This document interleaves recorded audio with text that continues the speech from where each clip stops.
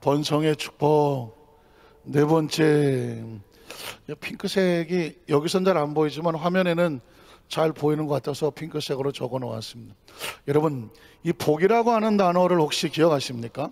제가 복을 한문을 한번 찾아보면 잘 아시는 단어지만 한문에서 이렇게 쓰면 신을 가리키는 거예요. 신. 이게 이제 제사할 때 제단과 같이 생겼잖아요. 그래서 한문에 요 글자가 있으면, 옆에 있으면 제단을 말하는데 신을 말하는 것이고, 그 옆에 한일자가 있고 이급자가 있고 받전자가 이렇게 있습니다. 이게 이제 복복자예요. 복복자.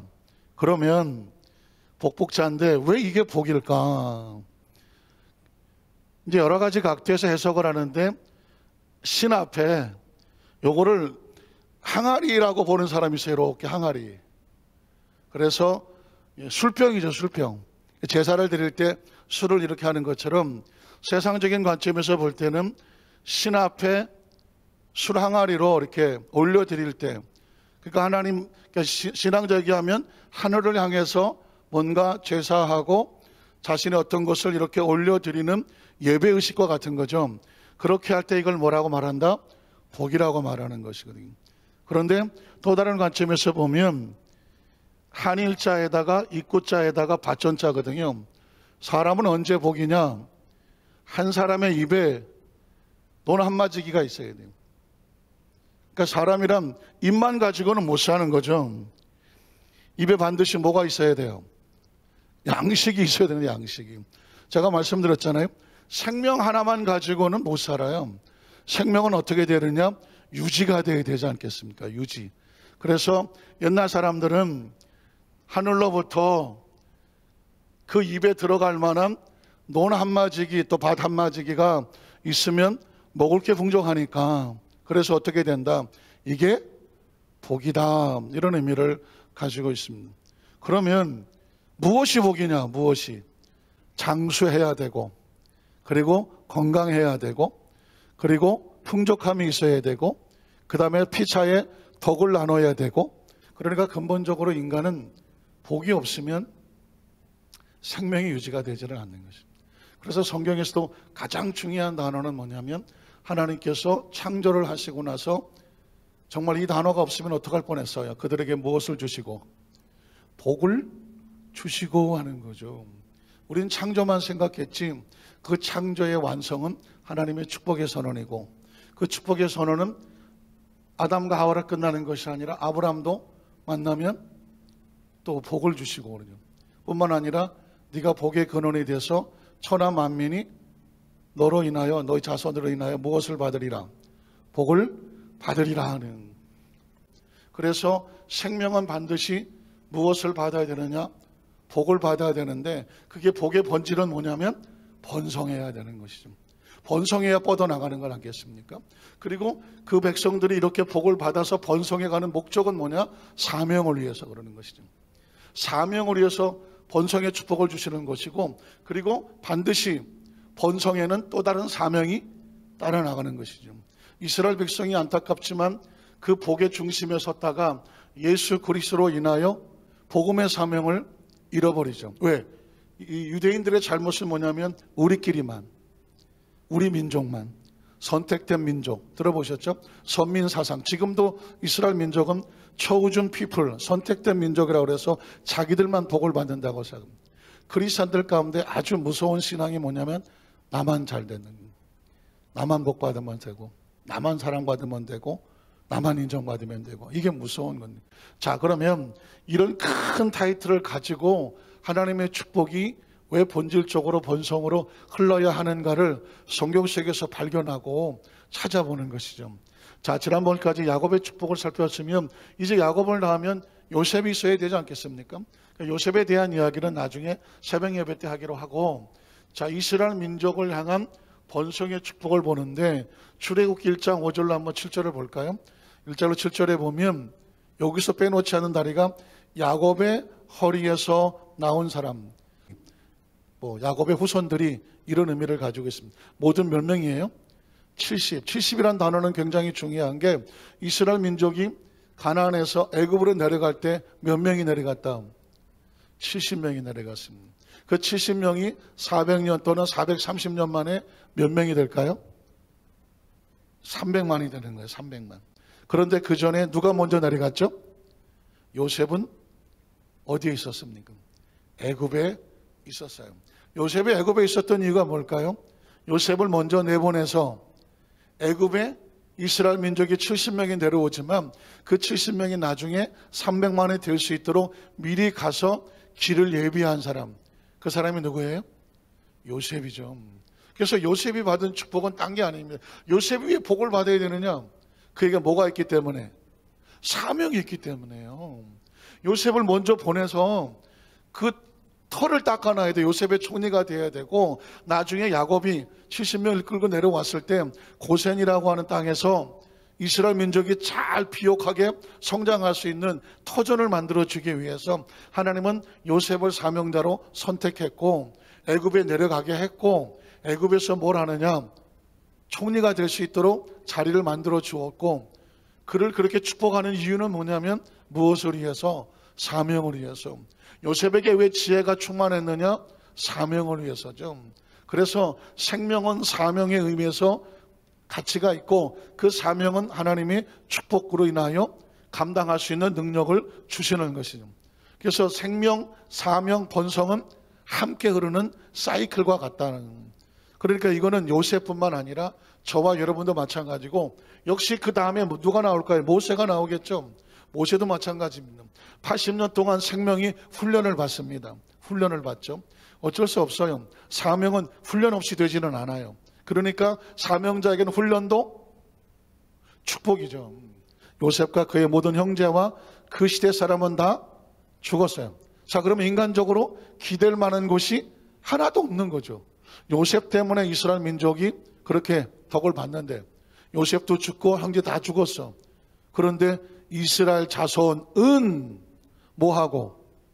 생육하고, 뭐하고? 불어나고, 또 뭐하고? 번성하고, 또 뭐하고? 매우 강하고, 온 땅에 뭐하게 되었더라? 가득하게 되었더라는 것입니다.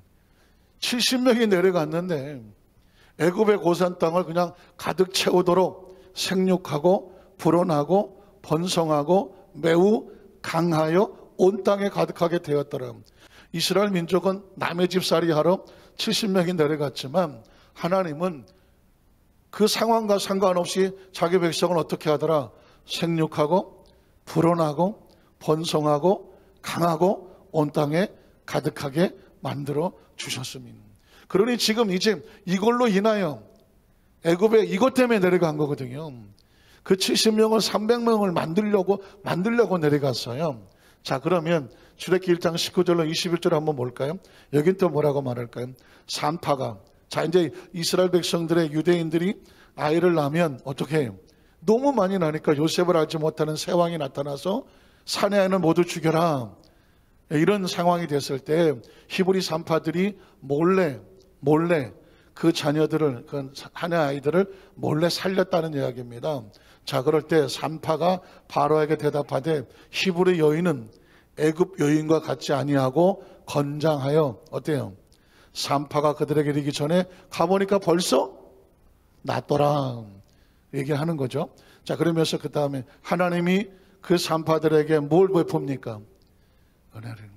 하나님 안에서 남 몰래 하나님 일을 돕는 사람은 하나님의 은혜를 베푸십니다. 믿으시면 아멘 하시기 바랍니다. 산파의 이름이 뭐 나와 있지 않잖아요. 그 산파가 어떻게 생겼는지 누구 집 자식인지 없잖아요. 그러나 산파들은 알았어요. 이 상황 속에서 하나님의 자녀들을 생육하고 번성하고 땅에 충만하도록 생명을 살리는 것이 누구의 사명이다? 산파의 사명이죠. 그러니까 어떤 직업을 가졌든지 간에 그 직업 위치에서 하는 일은 뭐냐면 하나님의 나라를 돕는 게 그게 사명이에요. 버스 운전하면 버스 운전을 하면서, 뭐 택시를 하면 택시를 하면서, 아니면 뭐 장사를 하면 장사를 하면서, 아니면 무엇을 하든지 자기의 주어진 인정을 가지고 그 위치에서 하나님 일을 하는 것을 뭐라고 말한다? 사명이라고 말하는. 여기에 산파가 이렇게 쓰임받을 줄을 누가 알았겠습니까? 그러나 하나님께서 산파들에게 은혜를 베푸시니 그 백성은 뭐하고? 번성하고 매우 어떻게 되더라? 강해지더라는 것입니다. 제가 그 말씀부터 창세기부터 계시록까지 번성이 이렇게 구석구석에 하나님 백성들이 움직이면 하나님의 마음은 그 백성을 어떻게 만들더라? 번성하게 만들더라는 것입니다. 그래서 여러분, 성경은 지금 기록된 말씀이지만 우리가 말씀을 듣고 말씀이 선포되고 말씀을 아멘으로 받으면 그 말씀 우리의 레마가 되어져서 우리 집도 뭐 할 수 있고 번성할 수 있고, 우리 가문도 번성할 수 있고, 우리 사업도 번성할 수 있고, 이스라엘 백성이 잘난 거 하나도 없는데 하나님은 그들로 어떻게 생육하고 불어나 번성하고 강하고 온 땅에 가득하게 하시더라. 왜 그럴까요? 목적이 있으니까. 하나님 입장에서는 목적이고 이스라엘 백성의 입장에서는 사명이고, 저 가나안 땅에 가서 하나님 나라를 만들어야 되니까. 자, 여기도 마찬가지. 산파를 동원해서 왜 이스라엘 사내 아이들을 살릴까요? 죽을 고비 가운데서 살리는 이유가 뭘까요? 그들의 뭐가 있어요? 사명이 있는 거예요. 그래서 이 똑같은 패턴, 생명은 사명, 사명은 번성, 번성은 하나님 목적과 이유를 가지고 그것에 또 번성하도록 사명을 맡기신다는 거죠. 자, 오늘 이제 이 번성의 축복 네 번째로 해서 신명기에 선포된 번성의 축복, 전 이걸 하고 싶은 거예요. 신명기는 이스라엘 백성이 애굽에서 나와서 가나안 땅에 들어가기 바로 직전에 모세는 이제 여기서 자기 사명을 마치고 이스라엘 백성들에게 세 편의 말씀을 선포하는 것입니다. 말씀드렸지만 이 신명기라는 단어는 여러 가지 의미가 있겠지만 납신자라고 말하기도 어쨌든 목숨의 색이라는 것입니다. 하나님의 말씀을 이걸 목숨에 새겨서 저 가나안 땅에 들어가거든 그 땅을 엉망진창으로 만들지 말고 사명으로 그 나라를 잘 세울 수 있도록 네가 가슴에 뼈에 새겨야 될 말씀이야. 전 그래서 이 신명기의 말씀은 오늘날 이 시대에 새롭게 조명해야 돼요.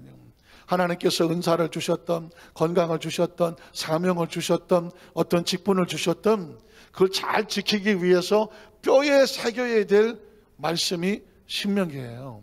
자, 그러면 신명기에서 선포되는 번성의 축복의 말씀을 한번 봤으면 좋겠는데요. 신명기 6장 1절로 3절은 자, 이는 곧 너희 하나님 야훼께서 너희에게 뭐 하라고? 가르치라고 명하신 명령. 그러니까 이거는 모세가 하는 얘기가 아니죠. 하나님께서 모세를 명하여 어떻게 해라? 너희 이 백성들에게 반드시 가르치라고 하시는 명하신 명령과 그리고 규례와 법도 다르냐. 그러니까 마치 아무리 에덴을 줘도 하나님의 명령을 지킬 줄 모르니까 에덴이 날아가는 것처럼 가나안 땅을 아무리 우리에게 코앞에 내버려 줘도 이 규례와 율례 법들을 지키지 아니하면 역시 가나안 땅도 날아가요. 그래서 하나님의 축복은 요행과 제수가 아니라 법칙과 원칙으로 얻는 것이다. 한번 따라 하실게요. 하나님의 축복은 요행과 제수가 아니라 법칙과 원칙으로 받고 누리고 지켜내는 것이다. 그래서 여러분, 받는 게 중요하지 않아요. 지키는 거 더 중요해요. 가나안 땅은 400년 전에 주시겠다고 약속해 놓은 거예요. 그랬으면 이제 그 땅에 들어가면 어떻게, 그 다음에 약속이 이루어졌으면 어떻게 돼야 되냐? 그 다음에는 지켜내야 되는 것이죠. 예수님은 약속이에요. 믿는 자마다 멸망치 않고 영생을 얻게 하려 하심이라. 우리 약속을 받았잖아요. 그러면 하나님의 나라 가기까지 이 땅의 삶은 어떻게 해야 돼요? 이 구원의 은총과 사명과 생명과 그 모든 것을 어떻게 해내야 돼요? 잘 지켜내야 돼요. 지켜내야 돼요. 그 지켜내는 원리, 규례, 법칙이 뭐냐? 신명기에 담겨진 하나님의 말씀이죠. 자, 볼까요? 너희가 건너가서 차지할 땅에서 어떻게 해야 돼요? 행할 것이니 곧 너와 네 아들과 네 손자들이 평생에 네 하나님 야훼를 뭐하며? 경유하며. 그래서 다음 세대를 교육하고 선교해야 되는 게 뭐냐면 다음 세대가 쭉 이어져 가겠죠. 우리가 이 세상에 그냥 떠나도 우리 자녀들은 어떻게든지 태어나서 살아요. 그러나 그들이 뭐하지 아니하면 평생에 내 하나님 야훼를 경외하며 내가 너에게 명한 그 모든 규례와 명령을 지키지 아니하면 그 생명은 의미가 없어요. 그러나 그걸 지키게 하기 위한 것이며, 그리고 그러면 너 자손은 물론이요 너와 너의 날이 어떻게 돼요? 장구하게 하기 위한 것이다. 하나님은 생명이 장수하기를 원하시잖아요. 그리하면 내가 복을 받고 내 조상들의 하나님 야훼께서 어떻게 내게 허락하심과 같이 허락하는 거예요. 젖과 꿀이 흐르는 땅에서 내가 크게 뭐하리라? 번성하리라 해요. 번성하리라 해요. 그러니까 하나님은 이스라엘 백성을 가나안 땅에 집어가게 하면 하나님의 의도는 뭐냐면 네 자손들이 하나님을 잘 섬겨 복을 받고 네 날이 장구하며 너의 공동체가 뭐 해야 돼요? 번성해야 돼. 그러니까 저와 여러분은 운명이 번성이에요. 하나님의 의도가 번성이고요. 하나님의 계획이 번성이에요. 번성에 가슴 떨리지 않으셔? 자, 그 다음에 7절은 뭐예요? 너희가 이 모든 법도를 듣고 지켜 행하면, 잘 보십시오. 이 모든 법도를 듣고 지켜 행하면, 하나님과의 관계에 성공을 하면, 하나님의 관심은 이거밖에 없어요. 가나안을 가든 애굽을 가든 어디를 가든 광야에 있든 네가 내 말을 듣고 법도에 지켜야 하면서 나와 관계에 성공하면 내 하나님 야훼께서는 뭘 보장합니까?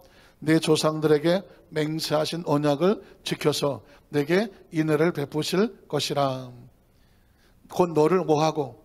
사랑하시고 너에게 복을 주셔서 너를 복이 나오면 번성이 따라 나와요.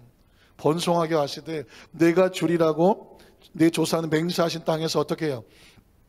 내 소성에게 은혜를 베푸시며 내 토지 소산과 곡식과 포도주와 기름을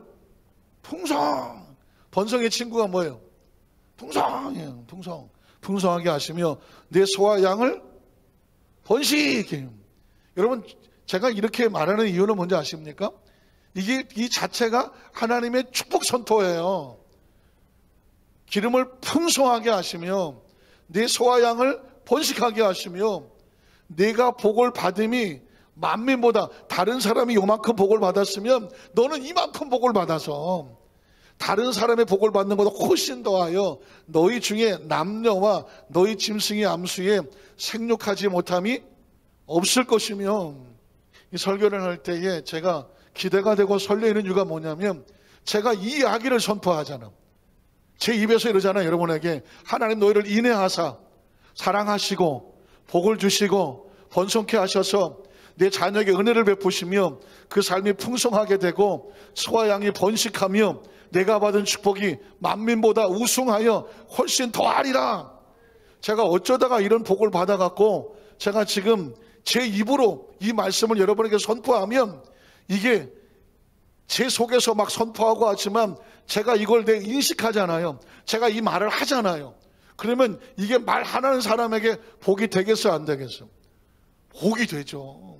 제가 이제 이 말씀을 묵상하면서 너무 감사한 게 이걸 여러분에게 지금 말씀을 전하지만 누가 말을 하고 있습니까? 제가 말을 하고 있잖아요. 그러면 이제 이 말을 듣는 내 뇌는 누구에게 어떤 인식을 가질 것 같아요? 아이고, 김유민 목사가 인애를 받네. 갑자기 표정이 싸늘하네, 이거. 사랑하고 복을 받네. 아유, 김유민 목사가 번성하네. 아유, 은혜가 있네. 풍성하네. 번식하네. 훨씬 더 하네. 근데 놀라운 건 뭐냐면 그 중에 여러분은 뭐냐면 그러면 내가 할래요. 안 해도 돼. 뭐 하면 되면 여러분은 아멘만 하면 돼. 그냥 아멘. 그 아멘은 뭐냐? 그대로 됩니다 하는 뜻이거든요. 8장에 1절에 보면 신명기 8장에 너무 귀한 말씀이 많죠. 내가 오늘 명하는 모든 명령을 너희는 지켜 행하라. 그리하면 하나님과의 관계에 성공을 하면 너희가 뭐하고? 살고, 그 다음에 뭐가 나와요? 번성하고요. 번성. 여러분 아셨죠? 이렇게 번성이 많아요. 번성하고 야훼께서 너희 조상들에게 맹세하신 땅에 들어가 그것을 뭐하리라? 차지하리라. 그 땅에 가서 번성하라는 거죠. 자, 11절로 13절로 볼까요? 내가 오늘 내게 명하는 나의 명령과 법도와 규례를 지켜야 되는데 지키지 아니하고 네 하나님 야훼를 잊어버리지 않도록 삼갈지어다. 내가 먹어서 배부르고 아름다운 집을 짓고 거주하게 되면 또 소와 양이 뭐예요? 꼭 끼는 단어가 뭐예요? 번성하며. 하여튼간에 2021년 내내 번성이 튀어나올 테니까 그냥 저와 여러분은 나는 누구다? 번성이요. 그냥 번성이야. 내 은금이 증식되며, 가끔씩 다른 단어가 나오지만 같은 말이야. 내 은금이 번성하며 내 소유가 풍부하며. 번성이 조금 이렇게 또 너무 또 지루할까 그럴까봐 번성은 증식이며 번성은 풍부이며. 풍부하게 될 때 어떻게? 그 다음 절에 보면 하나님을 잊어버리지 않도록 조심할지어다. 이게 계속하고 싶죠. 왜 계속하냐면 이 말씀이 계속 번성이 축복의 말씀이거든요. 그리고 하나님의 긍정적인 이 축복의 에너지가 충만하고, 그리고 이 말씀을 듣는 순간에 영이 막 살아나고, 그리고 마음에 꿈이 생겨나고 비전이 생겨나고, 지금 입에서 나온 이야기는, 이 말씀은 마치 누에의 고치를 푸는 것 같아서, 그 누에 고치는 자기 입에서 나오는 실로 자기 집을 짓잖아요.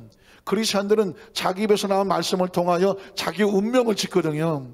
그러니까 계속 번성을 얘기하고 증식을 얘기하고 풍부를 얘기하고 풍성을 얘기하며, 또 막 아까 왕성을 얘기하며 강함을 이야기하며, 그리고 온 땅에 가득한 충만을 얘기하며, 이 말씀을 계속 이렇게 축복해 주면 그 말씀을 듣는 자리에 여러분 있어야 돼요. 있어야 돼요. 그냥 죽는 소리, 뭐 안 된다는 소리, 막 절망하고 좌절하는 소리, 무슨 내용인지는 알겠어. 그러나 그 소리 자체가 어떻게 들는지, 내 영을 죽이고 막 나를 주눅들게 하고, 그 다음에 나로 하여금 마이너스 에너지를 능하여 있는 것도 막 힘들게 하고.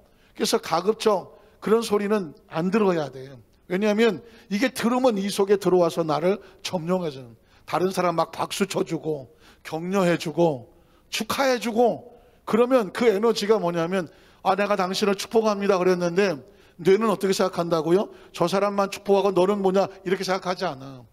내가 당신을 축복합니다 그랬더니 나는 축복된 존재구나. 내가 스스로 나에게 그런 영적 축복의 에너지가 임하는.